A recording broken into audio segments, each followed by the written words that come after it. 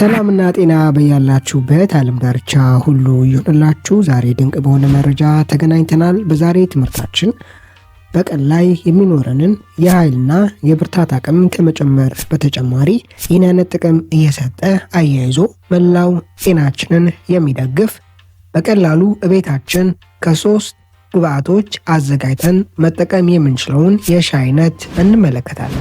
ይህን የሻይ አይነት እኔ ለራሴ አዘጋጅቼ የምጠቀምበትን የአጠቃቀም መመሪያ የምነግራችሁ ይሆናል። በጥሞና ካዳመጣችሁኝ ከራሳችሁ አልፎ ለቤተሰቦቻችሁ የሚጠቅም አስደናቂ መረጃን ታገኛላችሁ። እዚህ ላይ የማነሳቸው ሀሳቦች በሳይንስ የተደገፉና በርካታ ጥናቶች የሚስማሙባቸው ናቸው። እንደ ሪፈረንስ እዚህ ላይ የማነሳቸውን ሀሳቦች የሚደግፍ የጥናት ውጤት የማስቀምጥላችሁ ይሆናል። ከብዙ አክብሮትና ትህትና ጋር ትምህርቱን ላይክ ማድረጋችሁን አትዘንጉ። የእናንተ ላይክ የትምህርት ብዙ ሰው ጋር እንዲደርስ፣ እንዲማሩበት፣ እንዲጠቀሙበት ያደርጋል። ከታላቅ አክብሮትና ትህትና ጋር ትምህርቱን ለሌሎች ማጋራታችሁን አትዘንጉ። ከቤታቸው ሆነው የራሳቸውንም የቤተሰቦቻቸውንም ጤና መጠበቅ እንዲችሉ ያግዛል። ለቻናሌ አዲስ የሆናችሁ ሰዎች ቻናሌን ሰብስክራይብ በማድረግ ከጎን ያለውን የደውል ምልክት አንድ በመጫን በመለቃቸው ትምህርቶች የራሱንና የቤተሰቡን ጤና ይጠብቁ። ይህን ሻይ ለማዘጋጀት የሚያስፈልጉን ግብአቶች 3 ናቸው። አንደኛ ዝንጅብል፣ ሁለተኛ ቀረፋ፣ ሶስተኛ ቁርንፉድ ያስፈልገናል። በምን ያህል መጠን መጠቀም እንዳለብን የምነግራችሁ ይሆናል። አንደኛው ይህ ሻይ የሚሰጠን ጠቀሜታ በሰውነታችን ውስጥ ለሚከሰቱ የሴሎች የህዋሳት እብጠት መቆጣትና ከዛም ጋር ተያይዞ ጤናን የሚያቃውሱ ስርዓቶች የሚከሰቱበትን ዋነኛ የስር ምክንያት የሆነውን ኢንፍላሜሽን ብለን የምንጠራውን ለጤናችን ጸር የሆነውን ይህን ስርዓት አስቀድመን መከላከልና መቋቋም እንድንችል ያግዛል። በይበልጥ ይህን አይነት ስርዓት የሚያከናውነው IL-6 ተብሎ የሚጠራውን የሳይቶካይን ፕሮቲን አይነት የሆነውን በሰውነታችን ውስጥ ኢንፍላሜሽን እንዲቀሰቀስ እንደ መልእክተኛ ሞለኪውል ሆኖ የሚያገለግል የዚህን የፕሮቲን በደማችን ውስጥ የሚኖረውን ቆይታና መንቀሳቀስ ሰውነታችን በውጤታማ መንገድ መቆጣጠር እንዲችል ያደርጋል። ይህ IL-6 ተብሎ የሚጠራው ፕሮቲን ምንም እንኳን በሰውነታችን ላይ ጤናማ የሆነ ኢንፍላሜሽን በተለይ ሰውነታችን በውስጡ የተከሰቱ ያሉ ጤናማ ያልሆኑ በውስጡ የገቡ ፓቶጂኖችንና ተመሳሳይ ሰውነታችንን ሊጎዱ የሚችሉ ስርዓቶችን ለማቋረጥና ለመቋቋም የሚያስፈልገውን ስርዓት ማከናወን እንዲችል IL-6 ተብሎ የሚጠራው ፕሮቲን የማነቃቃትና የመቀስቀስ ተግባርን ቢያከናውንም ይህ IL-6 ተብሎ የሚጠራው የፕሮቲን አይነት የሳይቶካይን ፕሮቲን አይነት በደማችን ውስጥ እንቅስቃሴውና መጠኑ ከፍ እያለ ሲመጣ ግን ይህ አይነት ሁኔታ ጤናማ የነበረው ሰውነታችን ጎጂ የሆኑ ስርዓቶችን ብቻ ይከላከልበት የነበረውን ሲስተም ወይም ስርዓት በተቃራኒው ጤናማ የሆኑ የሰውነት ክፍሎችን እንዲያጠቃና ይህን አይነት ስርዓት እንዲያከናውን ምክንያት ሊሆን ይችላል። በእንዲህ አይነት ወቅት ከሚከሰቱ ምልክቶች ወይም የጤና እክሎች መካከል የአንጓ ብግነት፣ ማቃጠል፣ የጡንቻ ቁርጥማትና ተመሳሳይ ምልክቶች እንደ አብነት ሊጠቀሱ ይችላሉ። ከዛም በተጨማሪ ሰውነታችን ውስጥ በተደጋጋሚ ኢንፍላሜሽን የተከሰተ የሚመጣ ከሆነ ይህ አይነት ስርዓት ሰውነታችን ኃይልን የሚያመርትበትን ATPን የሚያመርትበትን ስርዓት ሜታቦሊዝም ሊቃረንና ሰውነታችን በአግባቡ ከምንመገባቸው ምግቦች በተገቢው መንገድ ኃይልን የሚያመርትበትን ስርዓት በማዳከም ከፍተኛ የሆነ ድካምን፣ ጤናማ ያልሆነ የፋት መጠራቀምና ሰውነታችን በደማችን ውስጥ የሚሰራጨውን ግሉኮስ የሚቆጣጠርበትን ስርዓት ማዳከምና አያይዞ ለስኳር በሽታ የመጋለጥ ዕድልን ከፍ ሊያደርግ ይችላል። ይህ አይነት ስርዓት እንዳይከናወን አስቀድመን የመከላከል አቅምና ብቃትን ይሰጠናል፣ ይለግሰናል።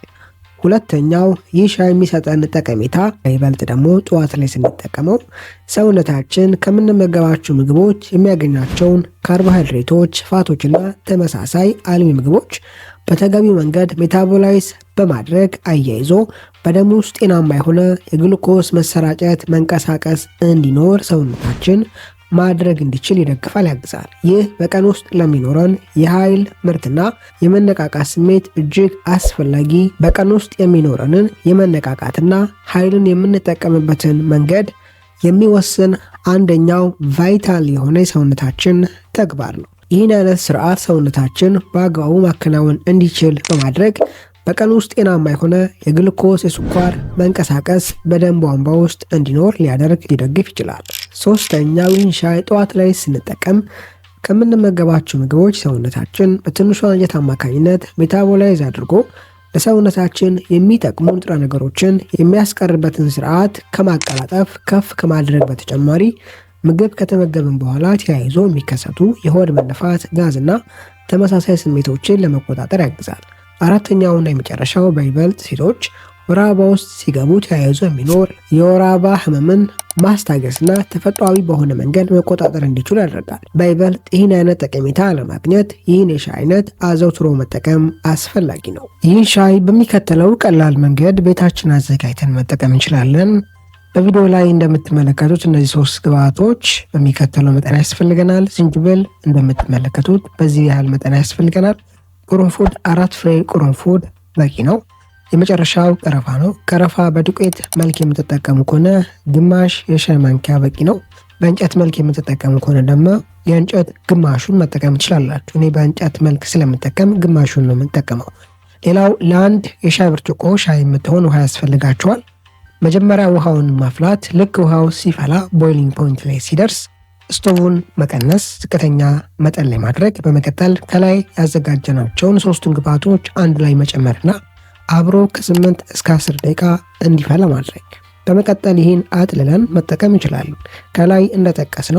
ከላይ ጠቀስናቸውን አስቀድሞ የመከላከል ተግባርን ለሰውነታችን እንዲሰጠን ጠዋት ላይ ብንጠቀመው መልካም ነው። በይበልጥ ቁርስ ከተመገብን ከ30 ደቂቃ በኋላ ብንጠቀመው ይበልጥ ውጤታማ ለውጦችን ሰውነታችን ላይ እንመለከታለን። በዋነኝነት የተመገብነው ምግብ ሰውነታችን በተሻለ መንገድ ሜታቦላይዝ ማድረግ እንዲችልና የተመገብነው ምግብ ጤናማ ያልሆኑ ስሜቶችን እንዳይፈጥርብን፣ ግሳት፣ የሆድ መነፋትና ተመሳሳይ ምልክቶችን እንዳናይና ከዛም በተጨማሪ ሰውነታችን ከተመገብናቸው ምግቦች በተሻለ ደረጃ የሚጠቅመውን ንጥረ ነገሮች ማስቀረት እንዲችል ያደርጋል። ሌላው ይህ ሻይ መጠቀም የሌለባቸው ወይም ደግሞ ከመጠቀማቸው በፊት መድኃኒት እየወሰዱ ከሆነ መድኃኒቱን ካዘዘላቸው ሕክምና ባለሙያ ጋር መነጋገር ያለባቸው፣ አንደኛ ከደም መፍሰስ፣ ከደም ማቅጠኛና ተያያዥ እክሎች ጋር መድኃኒት እየወሰዱ ያሉ ሰዎች፣ ሁለተኛ እርጉዝ ሴቶች፣ በይበልጥ ደግሞ የተለያዩ ኮምፕሊኬሽኖች ያሉባችሁ ደም መፍሰስና ተመሳሳይ አይነት ስጋት ውስጥ ያሉ እርጉዝ ሴቶች ይህ ሻይ ከመጠቀማቸው በፊት ክትትል እያደረጉበት ያሉበት ሕክምና ቦታ ላይ ካለ ክትትል ከሚያደርግላቸው ሕክምና ባለሙያ ጋር መነጋገር ያስፈልጋል። በስተመጨረሻም ከላይ ያልጠቀስነው ይህ ሻይ ከላይ ጠቀስኳቸውን ጥቅሞች ከመስጠት በተጨማሪ ሰውነታችን ጉበትና ሆድ አካባቢ ያሉ ቪሰራል ተብለው የሚጠሩ ለጤና አስጊ የሆኑ እነዚህን ፋቶች በተሻለ ደረጃ በርን ማድረግ ማቃጠልና ወደ ኃይል መቀየር እንዲችል ኬቶን ተብሎ እንደሚጠራው የኃይል አይነት መቀየር እንዲችል ይህን አይነት ስርዓት የማመቻቸት ከዚህ ስርዓት ጋር